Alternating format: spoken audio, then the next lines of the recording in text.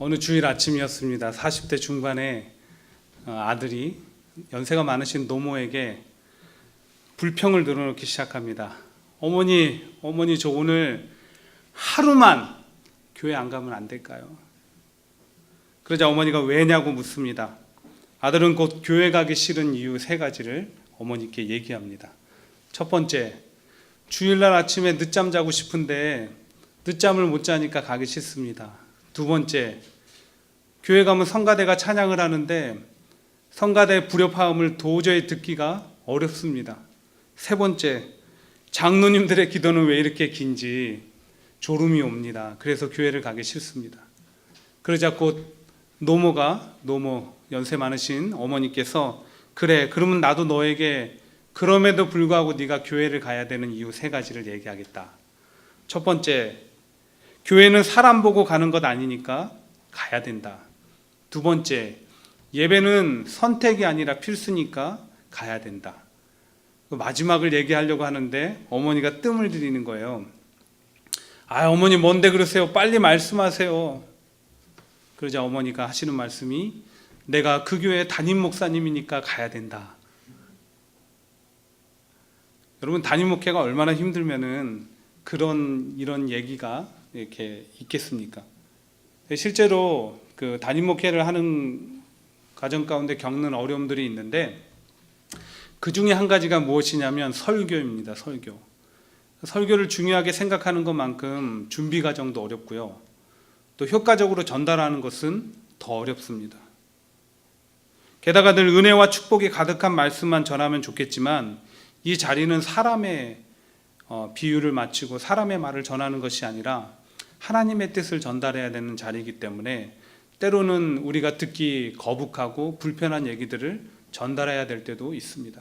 무거운 얘기들을 해야 될 때도 있지요. 근데 그렇게 전하고 나면은 그렇게 살지 못하는 제 자신의 모습이 부끄럽기도 하고 아니면 힘들게 살아가는 성도님들께 무거운 짐을 준 것은 아닌가 하는 생각에 제 마음이 무거울 때도 한두 번이 아닙니다. 지난주 제 마음이 딱 그랬습니다.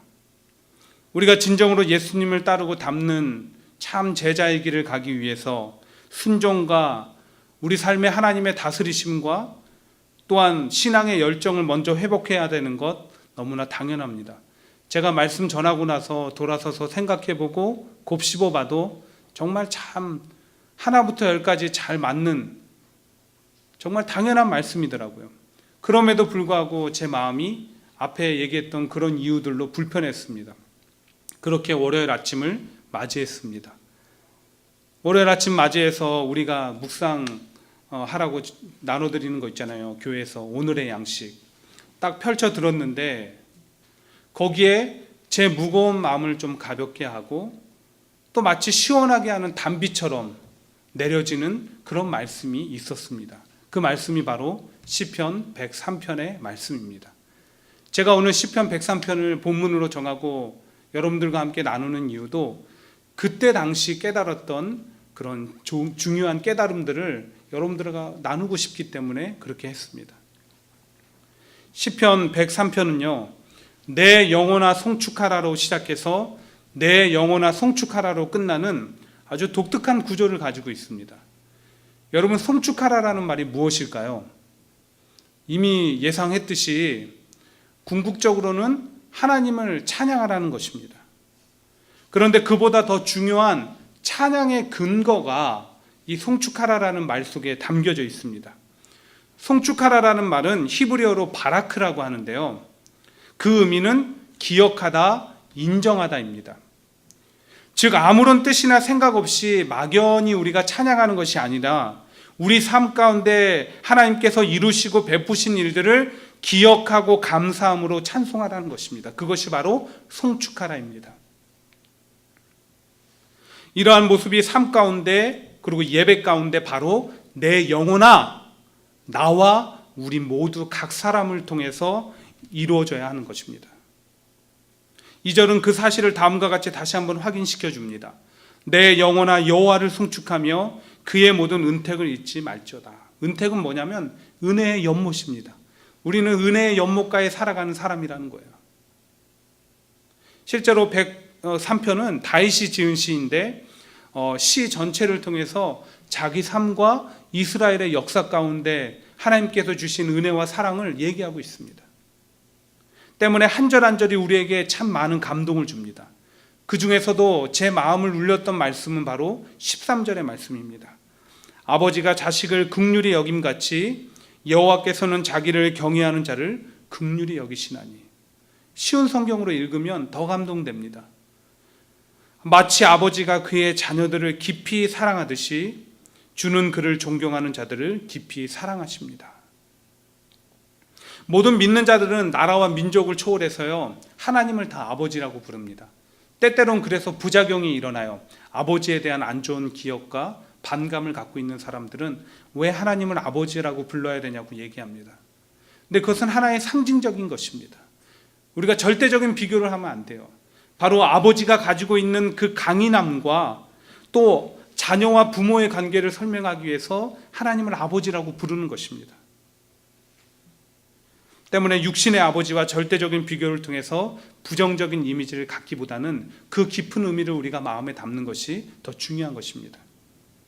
같은 맥락에서 오늘 다윗이 자신의 삶과 이스라엘 역사 가운데 베푸신 모든 은혜의 근원을 그분의 사랑에 두는 것은 아버지의 사랑과 비슷하기 때문입니다. 여러분, 아버지 사랑 경험해 보셨어요? 아버지 사랑? 아버지들은요, 무뚝뚝합니다. 잘 표현하지 않아요. 저희 아버지도 그렇습니다.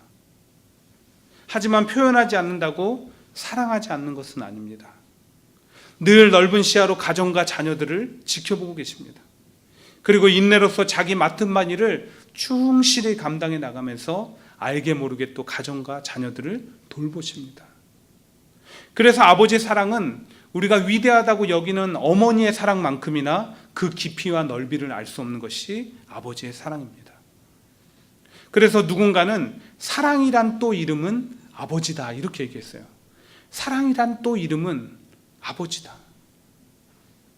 그렇다면 하나님께서는 아버지의 마음으로 어떤 사랑과 은혜를 베푸실까요? 가장 첫 번째로 용서를 베푸십니다. 용서. 3절 말씀은 그가 내 모든 죄악을 사하시며로 시작됩니다. 비록 다윗이 후에는 하나님 마음에 합한 자라는 칭찬을 들었지만 그도 사람인지라 크고 작은 잘못들을 많이 저질렀습니다. 그 중에서도요, 다윗의 죄하면 떠오르는 사건이 있죠. 바로 사무엘하 11장에 나오는 밧세바와의 사건입니다. 하루는 다윗이 홀로 왕궁 옥상을 거닐고 있었습니다. 그런데 그때 자신의 시선으로 어떤 목욕하는 여인이 들어왔습니다. 그녀는 다름 아닌 자기가 사울왕에게 쫓겨서 살아갈 때 아둘람 굴에 그렇게 숨어 지낼 때 자기의 동지가 되어졌고, 지금은 아주 충신이 되어서 총사령관의 역할을 맡고 전쟁터에 나가서 열심히 싸우고 있는 우리아의 아내 밧세바였습니다. 근데 그만 바라봄을 통해서 마음까지 빼앗긴 다윗은 자기 신하를 보내서 그 여인을 불러오게 하고 동침하게 됩니다. 그래서 그 여인은 임신을 하게 되죠. 이미 일은 벌어졌습니다. 일을 어떻게든 감춰야 돼요. 자기 죄를 감춰야 됩니다. 그래서 작전을 짭니다.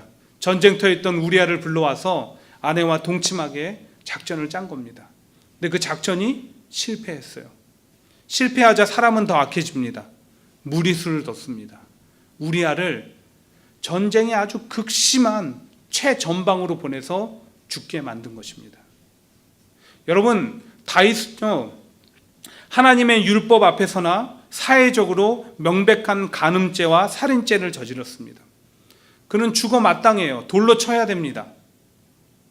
그러나 하나님은 기회를 주십니다.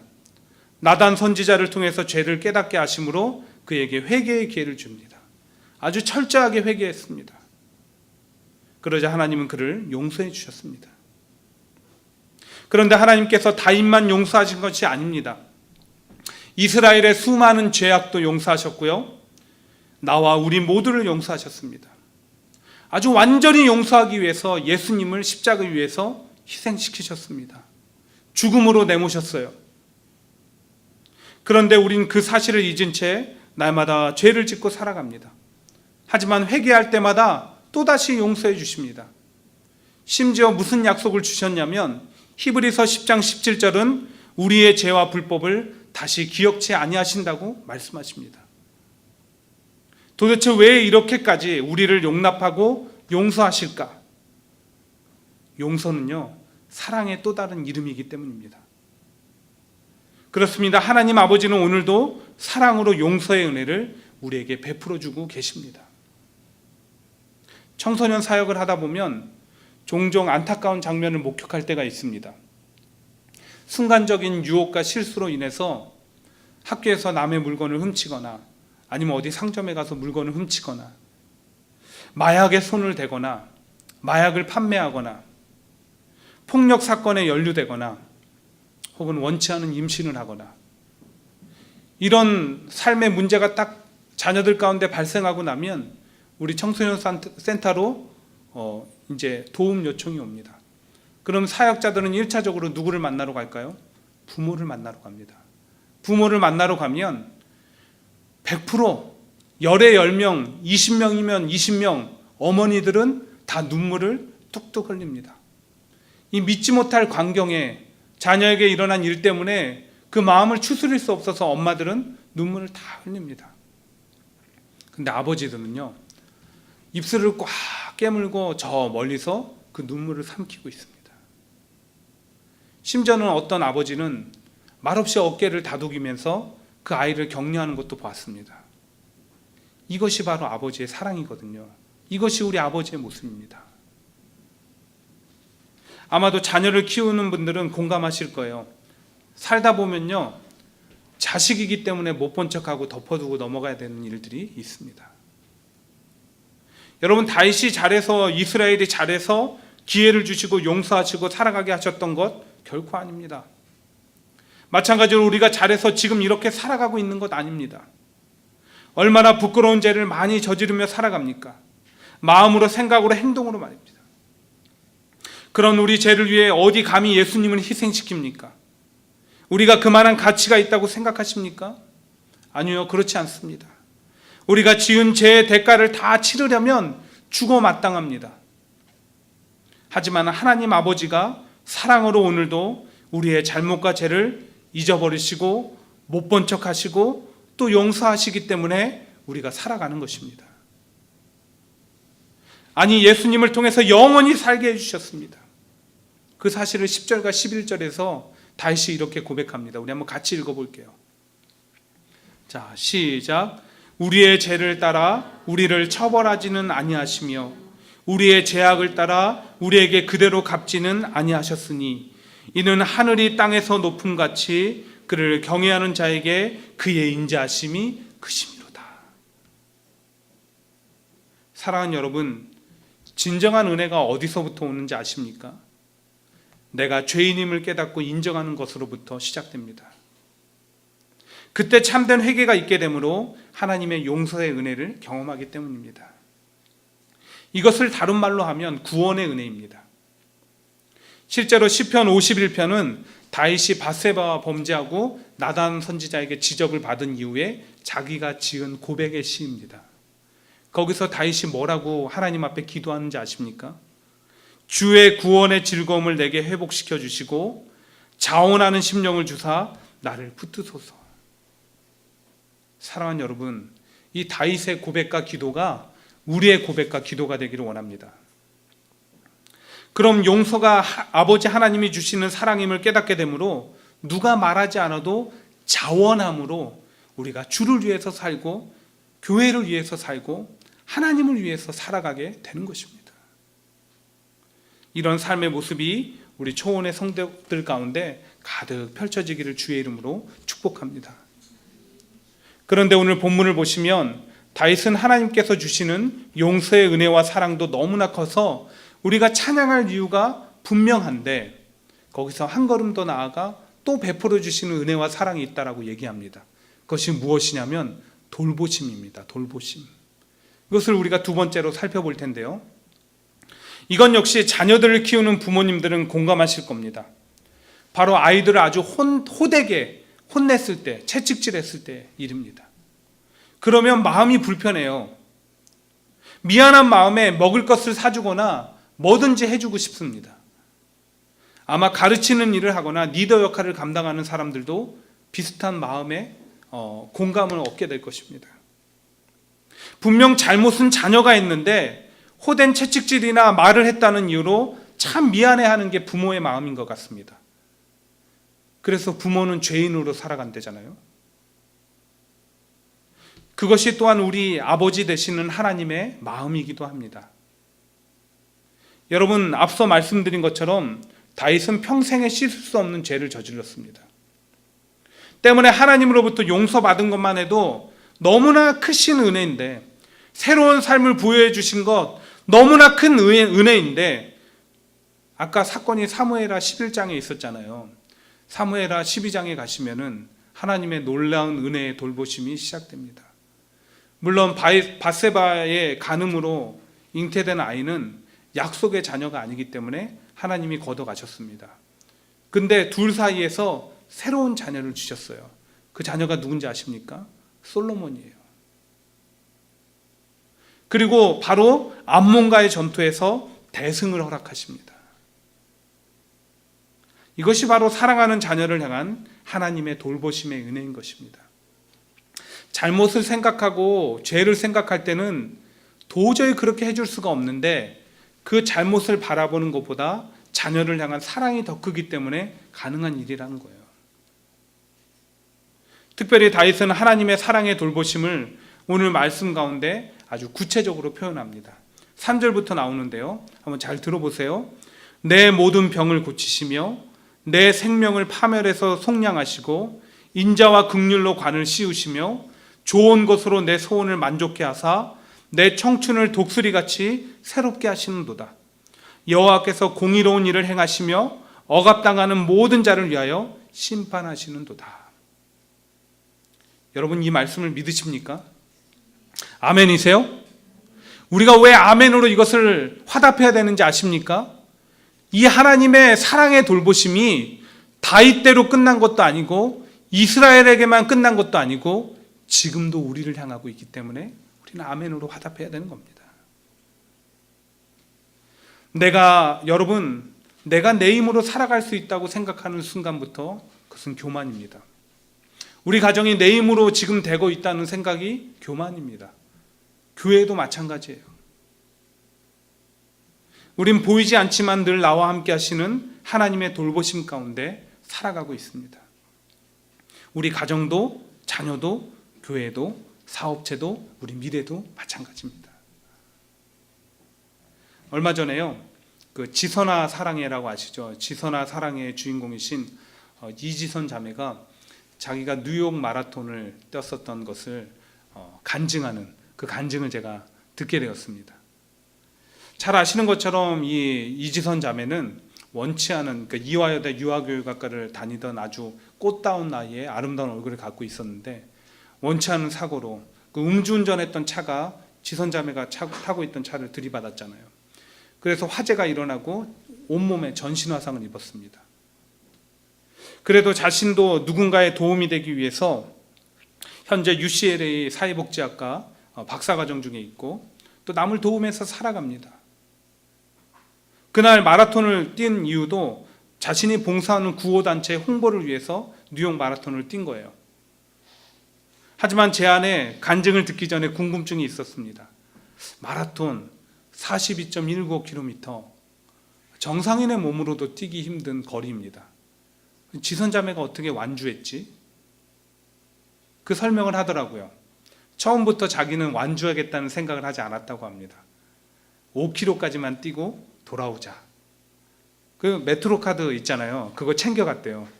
5km까지만 뛰고 돌아오자. 그래 5km 왔는데 10km까지만 한번 가보자. 10km 왔는데 15km 가보자. 그리고 8시간 몇 분 만에 완주한 거예요. 그 또 다른 자기가 완주할 수 있는 능력이 무엇이었냐면, 중간중간에 자기가 주저앉고 싶을 때마다 격려하는 한인들이 있었다는 거예요. 힘내세요 지선자매, 내가 같이 뛰어줄게요.